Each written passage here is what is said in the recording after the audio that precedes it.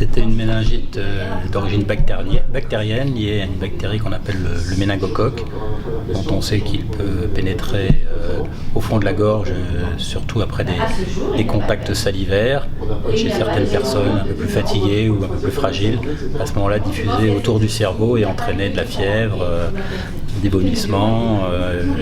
un mal de tête très, très violent, et puis évoluer parfois vers une septicémie avec des vaisseaux qui peuvent éclater et un choc qui peut aboutir en quelques heures malheureusement au décès. On sait que c'est un germe qui peut se transmettre, comme je vous le disais, par voie salivaire. Donc pour les personnes ayant eu des contacts vraiment proches et répétés, l'entourage familial, les personnes vivant dans le même foyer ou ceux ayant pu avoir un contact salivaire direct, c'est pas la poignée de main, c'est pas le fait de boire dans le même verre, il faut vraiment que ça soit proche et répété et durable. À ce moment-là, il y a, pour éviter qu'à leur tour éventuellement ils fassent une méningite, il est conseillé de prendre un traitement antibiotique pendant 48 heures après avoir consulté son médecin traitant. Mais il y a un vaccin qui est disponible en France déjà depuis plusieurs années, qui est recommandé aujourd'hui chez tous les nourrissons âgés de 1 an, avec une extension de l'indication actuellement jusqu'à 24 ans. Donc toute la population française pourrait être vaccinée par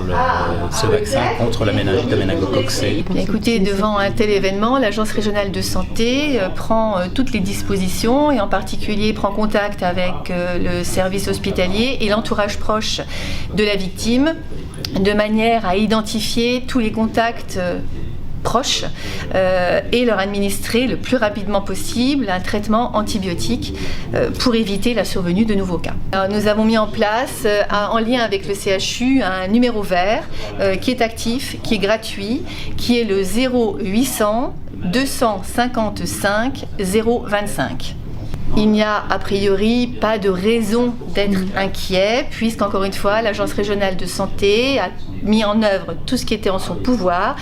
pour éviter la survenue de nouveaux cas. Et si des personnes néanmoins expriment une inquiétude, on les invite à contacter le numéro vert où une personne sera disponible pour répondre à leurs interrogations. Et en cas vraiment d'inquiétude, elles ne doivent pas hésiter à contacter leur médecin traitant.